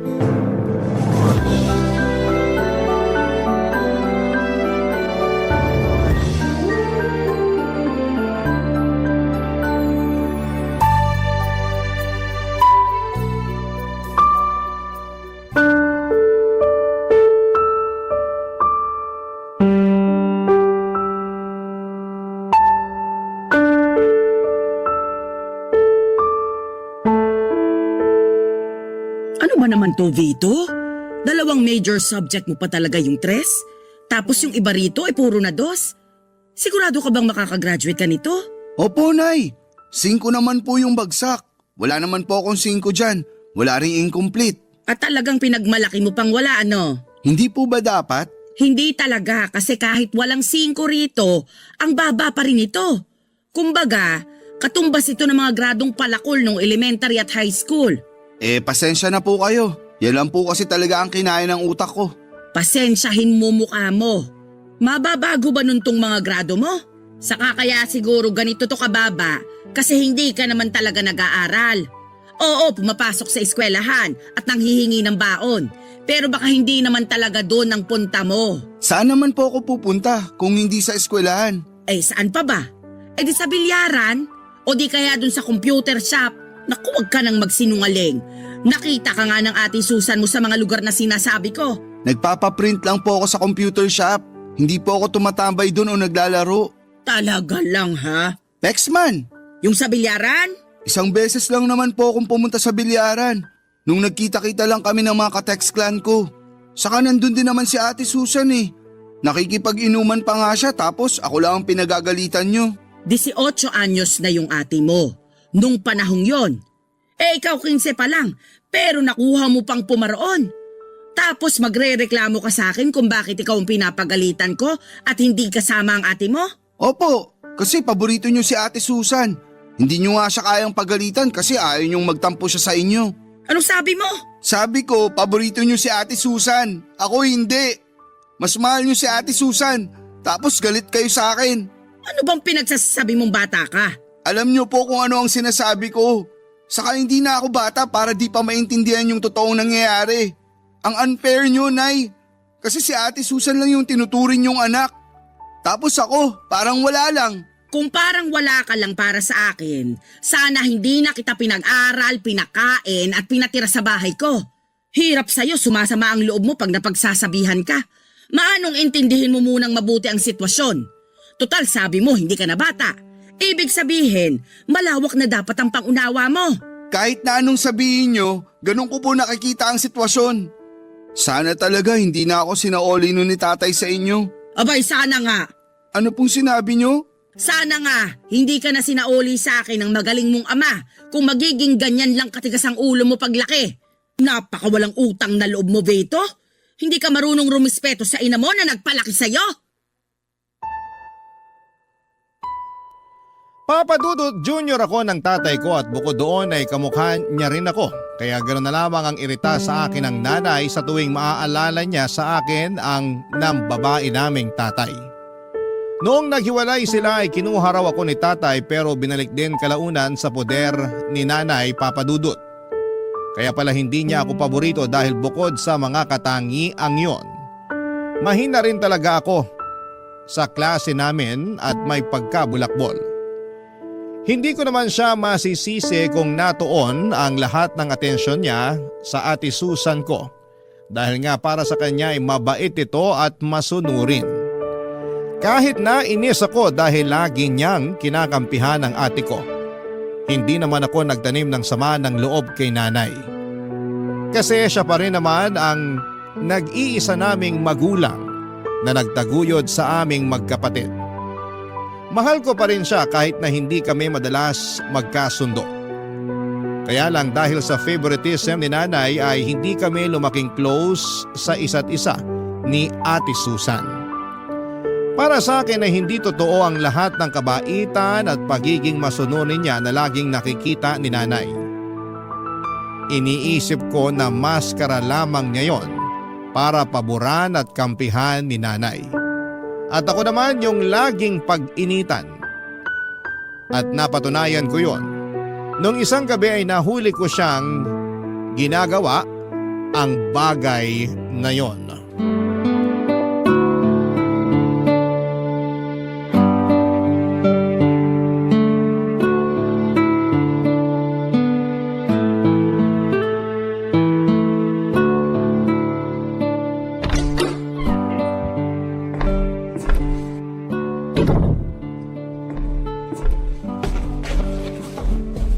Bakit ngayon ka lang, Ate Alam mo Susan? naman ang tinapa, Vito. Bakit gising ka pa? Alauna na ng madaling araw, oh. Alam ko, marunong akong tumingin ng oras. Bakit nga gising ka pa? Kasi nakita ko kayo. Ha? Nakita ko kayo nung kasama mong lalaki na nagalikan sa tapat ng bahay natin. Siguro boyfriend mo yun, no? Eh ano naman ngayon sa'yo kung oo? Lagot ka kay nanay. May boyfriend ka na. Bakit ako lagot? Eh nasa tamang edad na ako. Baka kung ikaw ang magka-girlfriend, ikaw pang malagot. Malamang, kasi paborito ka ni nanay kesa sa akin. Buti alam mo. Kaya kung ako sa'yo, itulog mo na lang yan. At bang kalimutan ingay mo na na yun? lang yung nakita mo. Oh, bakit kising pa kayong dalawa? Nay, si ate po kasi… Nay! Ano ba kasi yon? Bakit mo naman tinatakpan ang bibig ng kapatid mo, Susan? Kasi po, aray! Itiwan mo kasi ako! Nay, si Vito! Kinagat po yung daliri ko! Ano? Patingin nga ako! Naku! May bakas pa ng ngipin ng kapatid mo. Bakit mo yun ginawa sa ate mo? Napakabastos mo, Vito! Wala po akong ginagawa. Si Ate Susan nga yung may ginagawa eh. Anong ibig mong sabihin? Kasi po… Mabuti pa po matulog na tayo. Huwag niyo na kausapin niyang si Vito kasi malamang kung ano-ano na namang kalukuhan ang sasabihin yan. Anong puro kalokohan? Ang sabihin mo, natatakot ka lang malaman ni nanay ang totoo. Ano ba kasi yung totoo na yon? Sabihin mo nga sa akin. Huwag niyo na po kasing alamin yun. Wala lang po yun. Eh kung wala lang yon, hindi ka dapat matakot. O ano na, Vito? Naiinip na ako sa sasabihin mo. Nakita ko pong may kahalikang lalaki si Ate Susan kanina. Hinatid po siya dito nun sa bahay. Tapos inamin ni ate na boyfriend niya yun. Ano ka mo? Totoo ba yung sinabi ng kapatid mo? Siyempre po hindi. Anong hindi? Eh galit nga si nanay sa mga sinungaling. Kaya bakit ako magsisinungaling? Totoo yung sinabi ko. Kitang-kita ng dalawa kong mga mata. Tumigil ka na nga. Napakasumbongero mo. Huwag mong pagdiskitahan ng kapatid mo. Kausapin mo ako, Susan. Ano pa po bang pag-uusapan natin? Eh alam ko na kung saan yun pupunta. Kung ganon, totoo nga na may boyfriend ka na? O may… Bilin-bilinan kong wag ka munang magbo-boyfriend. Pero hindi mo ako sinunod. Ilang buwan lang naman gagraduate ka na sa kolehiyo. Hindi ka pa talaga nakapaghintay. Sawang-sawa na ako maghintay at sundin kayo. Puro na lang kayo pagbabawal na para bang mapapasama ako pag nag-boyfriend ako. Nakakapagod na kayo sundin. Ikaw pa talagang napagod ako. Tinanong mo ba kung ayos lang? Ang tanging hiling ko lang naman ay magtapos muna kayo ng pag-aaral ni Vito bago kayo makipagrelasyon. Akala ko pa naman naiintindihan mo, pero mas masahol ka pa sa kapatid mong matigas din ang ulo. Bakit na naman po ako nasali sa usapan? Si Ate Susan po yung may kasalanan. Kaya siya lang ang dapat niyong pagalitan. Damay ka na doon dahil pareho kayong pasaway at sakit sa ulo ko.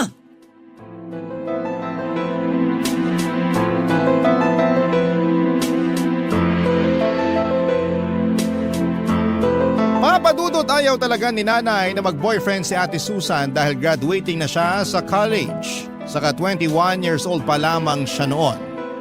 Pakiramdam kasi ni nanay lahat ng mga lalaki ay manloloko katulad ng tatay namin. At para sa kanya ay agrabyado si Ate Susan dahil babae siya sakaling mabuntis, lokohin at iwan siya ng boyfriend niya. Bukod doon ay mahirap daw kasi kung may anak na, kaya hanggat maaari unahin muna namin ang pag-aaral at pagtatrabaho. Kaya nga noong nahuli ko si ate na may kahalikang lalaki ay wala naman talaga akong intensyon na sabihin yon kay nanay. Plano ko lang sanang gamitin ang nalaman ko para mapasunod si Ate Susan. Kaso nangyari na nga ang hindi dapat mangyari. Galit na galit sa akin ang ate ko kasi sinumbong ko raw siya sa nanay namin kaya naman pinagbantaan niya ako na mananagot ako sa kanya. Nung una, papadudot ay hindi ko pinansin ang pagbabanta niya dahil ako naman ang pwede niyang gawin.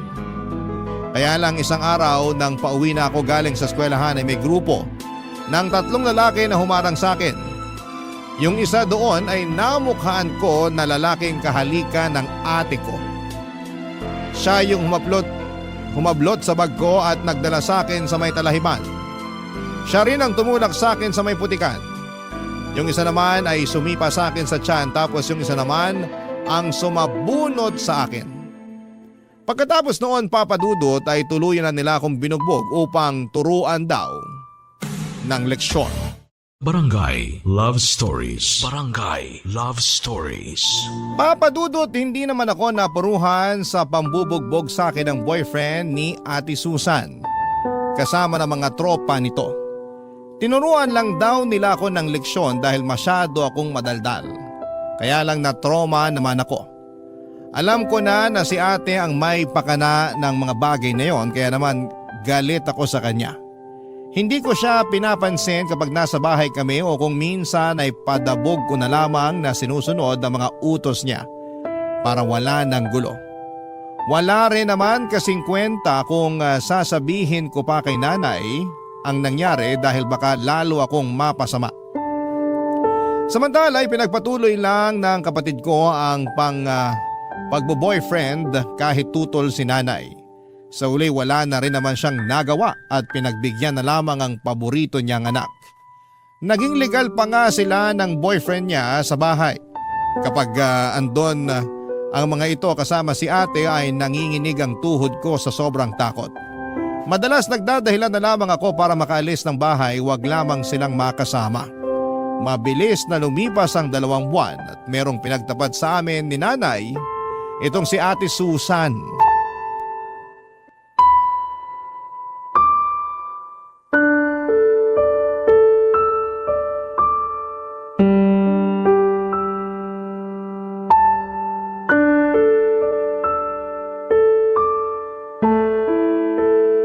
Nay, aalis na po ako.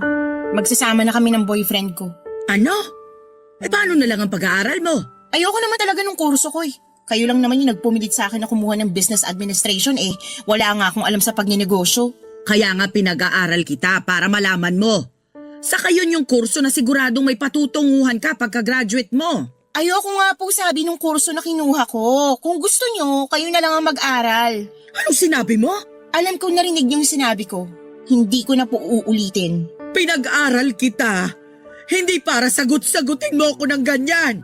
Ate Susan, bakit mo naman bigla yan naisip? Kung kailan malapit ka ng graduate? Wala ka na doon, no? Masyado kang maraming tanong. Tama ang kapatid mo. Bakit din biglaan ang pag-alis mo sa bahay natin, anak?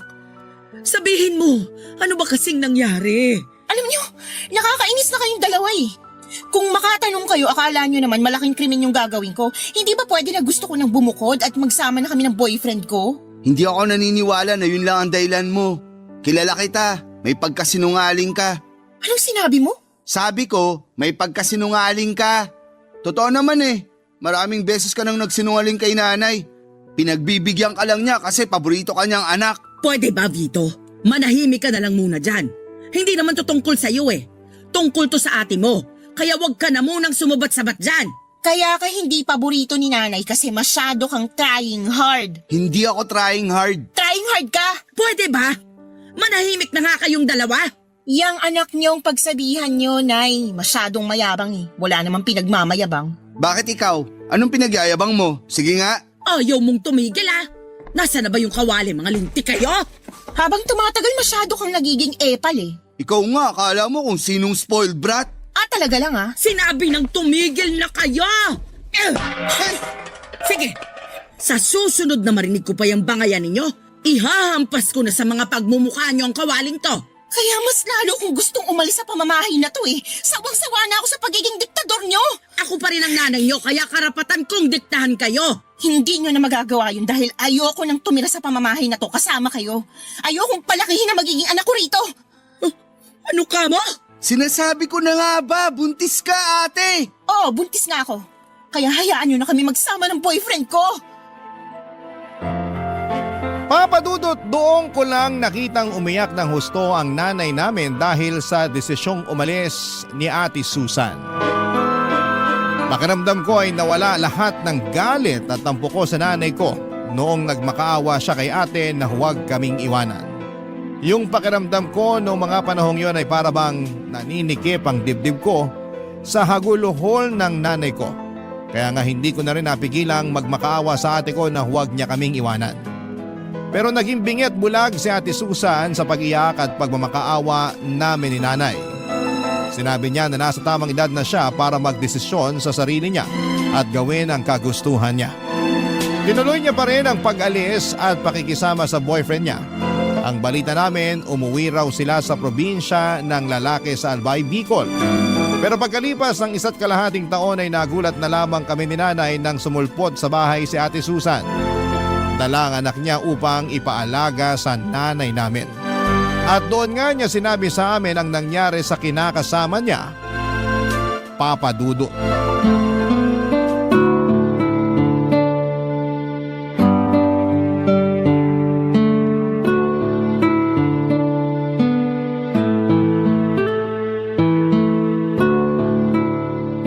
Grabe yung iyak ng apo ko. Akala mo naman inaaway. Buti na lang talaga napatulog ko na siya. Kaya nga, Nay. Pareho kaming walang maayos na tulog kasi hindi siya komportable dun sa bus eh. Kaya nga pagkatapos nating maghapunan, magpahinga ka na. Bakit kasi hindi kayo nag-text na uuwi pala kayo rito? Sana nasundo ko man lang kayo sa terminal. Ayoko namang makaabala sa inyo ni Nanay. Hindi ka naman nakakaabala, anak eh. Pero tama rin naman si Vito. Kung alam lang namin na magbabakasyon kayo rito ng apo ko, sana nakapaglinis man lang ako ng bahay. Ang totoo, hindi naman po kami magbabakasyon dito. Umuwi kami rito kasi dito na kami titira. Bakit? Anong nangyari? Oo nga ate.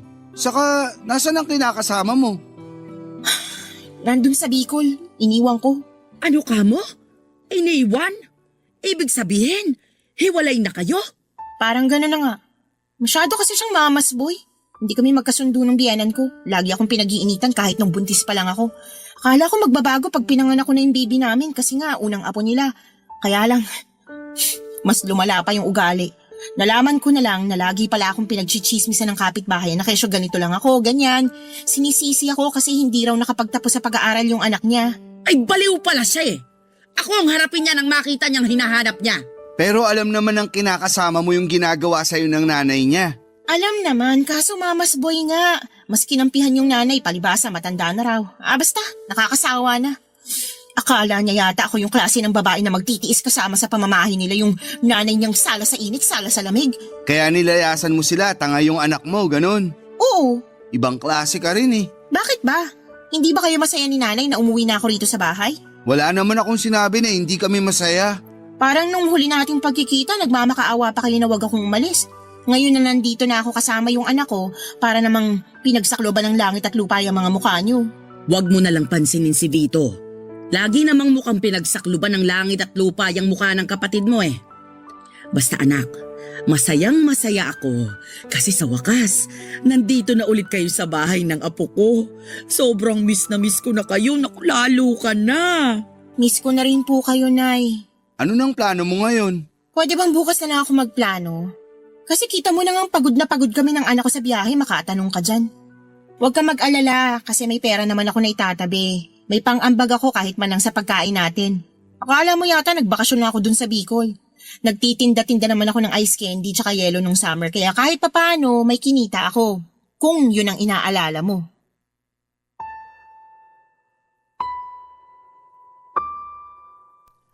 Papa Dudut tuwang-tuwa ang nanay dahil sa pagbabalik ng ate sa bahay kasama ang kanyang anak. Hati naman ang pakiramdam ko dahil para sa akin ay may atraso pa rin siya sa amin. Paano niya naatim na umuwi sa bahay at umastang hindi kami iniwanan noong araw? Ni hindi nga siya nagsorry sa pag-alis niya at ewan ko ba naman sa nanay ko kasi nagawa niya pa rin patawarin kaagad ang ate ko. Doon ko na nga napatunayan na talagang paborito niya ito. Hindi nga nagtagal ay nag-decide si Ate Susan na maghanap ng trabaho kaya kinausap niya si nanay na sa kanya ipagkatiwala ang anak niya para alagaan. Kaya nga kinailangang tumigil ng nanay sa pagtatrabaho niya sa factory para matutukan ang kanyang apo. Nang mga panahong yon ay graduate na rin naman ako sa kolehiyo kaya naghahanap na rin ako ng trabaho. Hindi nga nagtagal ay nakapasok ako sa isang private company sa Quezon City bilang auditor. Nakapasok naman si Ate Susan bilang quality control inspector sa isang planta sa Pasig. Simula noon ay dalawa na kami ng ate ko ang naghahanap buhay kaya lang ay napansin ko na hindi siya patas. Lalo na sa mga hatian namin ng gastusin sa bahay. Minsan ay hindi siya nag-aambag kaya madalas kaming kapusin. Bukod doon, Papa Dudut ay nagbubuhay dalaga na ang kapatid ko at tuluyan ng pinaubaya sa nanay namin ang pag-aalaga sa kanyang anak. Bagay na labis kong kinakainis, Papa Dudut. Ang lagi niyang dahilan ay malungkot siya dahil sa nakaraan. Barangay Love Stories. Barangay Love Stories. Papa Dudut, dahil sa pagbubuhay dalaga ni Ate Susan ay lagi kaming nagtatalo tungkol sa hindi niya patas na pagbibigay ng pera kay nanay para sa mga gastusin sa bahay. Kaya lang lagi akong pinagsasabihan ng nanay namin na unawain ko na lamang ang ate ko dahil nga meron itong pinagdaraanan. At may anak na rin naman ito na ginagastosan. Sa totoo lang ay inis na akong unawain si ate dahil paano naman ako? Lagi na lang damdamin niya ang mahalaga. Paano naman ang sa akin? Nagdaan ng 3 buwan na balitaan namin na umuwi raw sa kainta ang tatay ng anak ni Ate Susan para kausapin siya at suyuin na makipagbalikan sa kanya. Ayaw nga ni nanay na magkabalikan sila matapos ang nangyari sa kanila sa Bicol. Kaya lang ay hindi naman namin hawak ang pag-iisip ni Ate Susan. Sa huli ay nagkapatawaran sila ng kinakasama niya at nagdesisyon na mag-live-in ulit, Papa Dudut.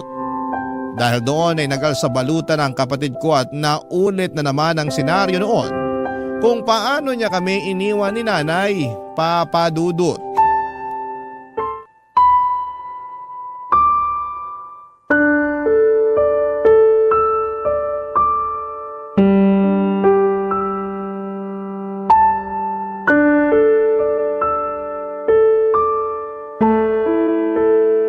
Anak naman, huwag ka nang umalis.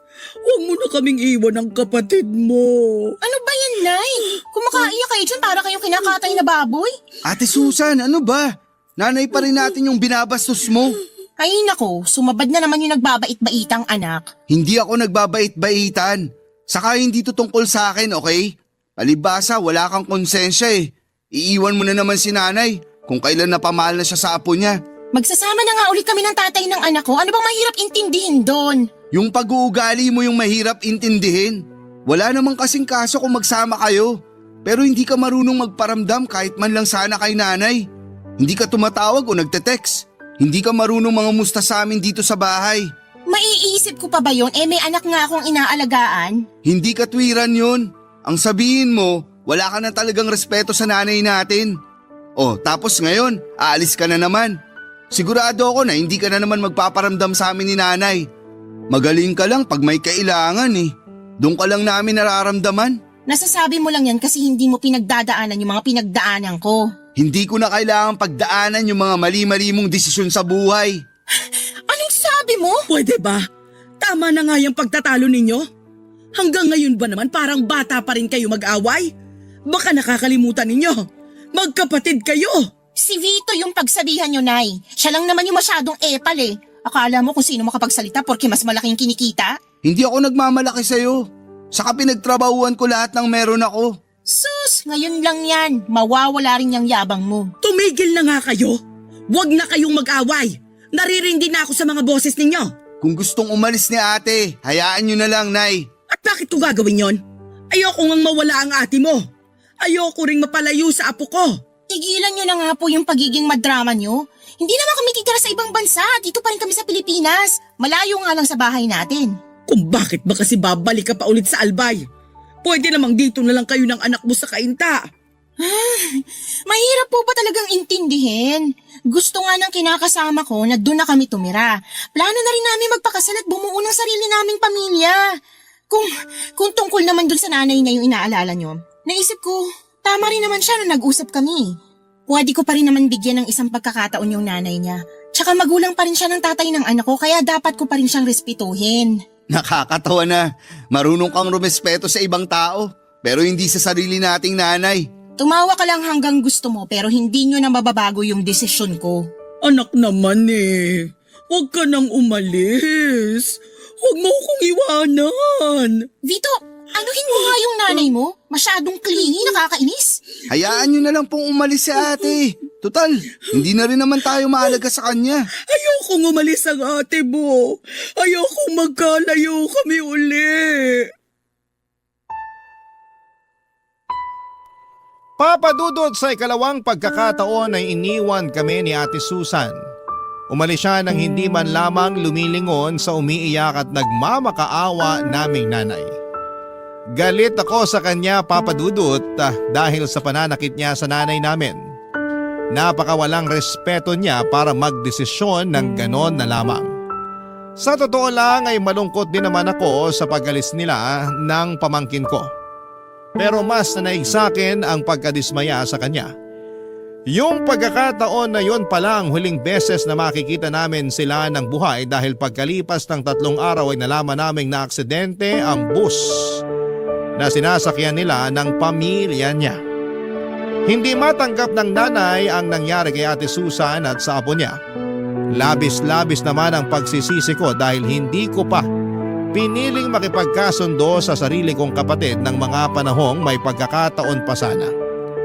Hindi nyo rin naman ako masisisi at hindi kasi talaga kami lumaking malapit sa isa't isa.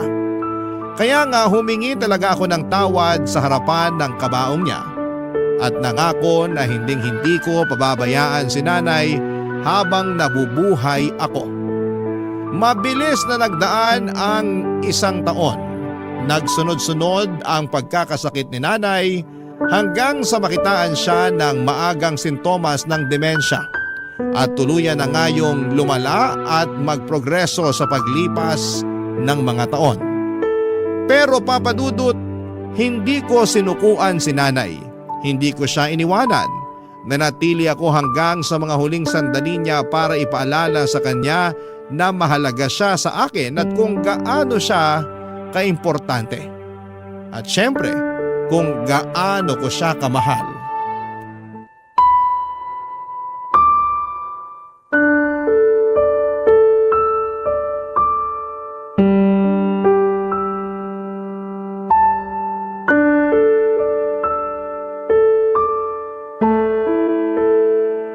Nay? Nay, gising na po kayo para magmerienda? Ayoko pagising. Sayang naman, nagluto pa naman ako ng paborito niyong pancake. Pancake? Nasaan pancake ko? Ito po oh. Hinati ko na yun ng maliliit para isusubo nyo na lang. Ay nako, paborito ko nga ito.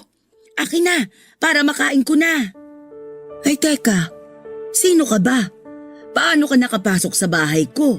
Nako, si nanay. Nakalimutan na naman ako. Hindi kita nakalimutan. Hindi lang kita maalala.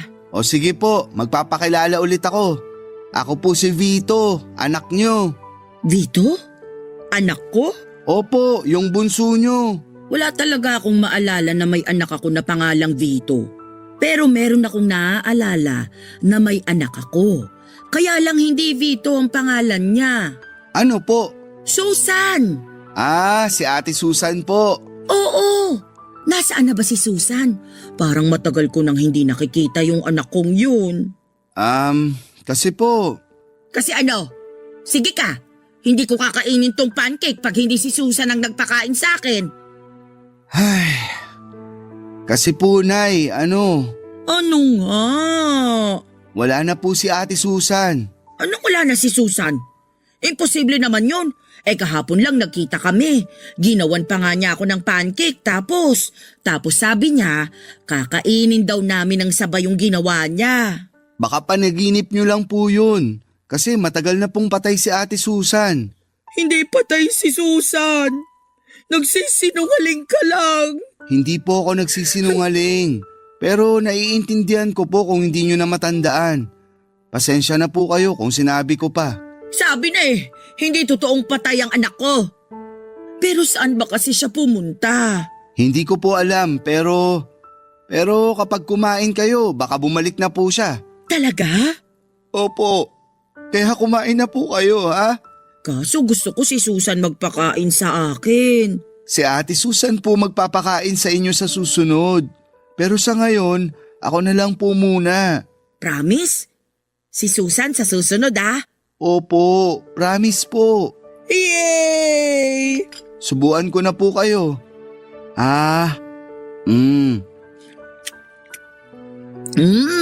Sarap talaga ng pancake. Kumain lang po kayo ng marami para matuwa po si ate pagbalik niya. Sige. Gusto ko kasi matuwa sa akin yung anak ko Kaya nga po. Ikaw, kaninong anak ka? Sa inyo po. Wala talaga akong matandaan na may anak akong kapangalan mo. Pero, sige, simula ngayon, anak na kita. Ampunin na kita Magiging nanay mo na ako. Sige po, simula ngayon, anak niyo na ako. Ayan, para kahit wala pa si Susan, mayroon naman akong anak na kasama ko. Salamat, Vito Salamat sa pag-asikaso mo kay nanay. Walang anuman po. Mahal na mahal ko po kayo. Mahal na mahal din kita. Kayo ng ate Susan mo. Papa Dudut, yon ang mga huling sandali ng nanay kapiling ako. At pagkalipas lang ng 1.5 buwan ay tuluyan na siyang kinuha sa akin ng Panginoon. Napakalungkot ng mga panahong yon dahil nag-iisa na lamang ako sa buhay. Pero masaya naman ako dahil binigyan ako ng tsansa na alagaan si nanay hanggang sa mga huling sandali niya. Kahit na tuluyan na niya akong nakalimutan, alam ko na may mga pagkakataon na naaalala niya pa rin ako. At ganoon din ang namayapa kong kapatid na si Ate Susan. Pakiramdam ko ay bumabalik ako sa pagkabata sa tuwing may kinikwento si nanay na mga kaganapan na naaalala niya noong araw. Sa kasalukuyan ay inaabala ko ang sarili ko sa pagtatrabaho. Pero hindi ko naman pinabayaan ang mental health ko kahit na napakahirap umusad matapos mawala ng mga mahal sa buhay. Pero naniniwala ako na darating ang panahon na magiging maayos din ang lahat. Dalangin ko na lamang na sana'y masaya na si nanay kasama ang Ate Susan ko sa langit. Hindi na sila mahihirapan at hindi na rin sila magkakahiwalay pa. Hanggang dito na lamang po ang sulat ko at sana'y mapili ninyong i-ere sa Barangay Love Stories. God bless po sa inyo at sa inyong istasyon. Ang inyong forever kapuso at ka-barangay, Vito.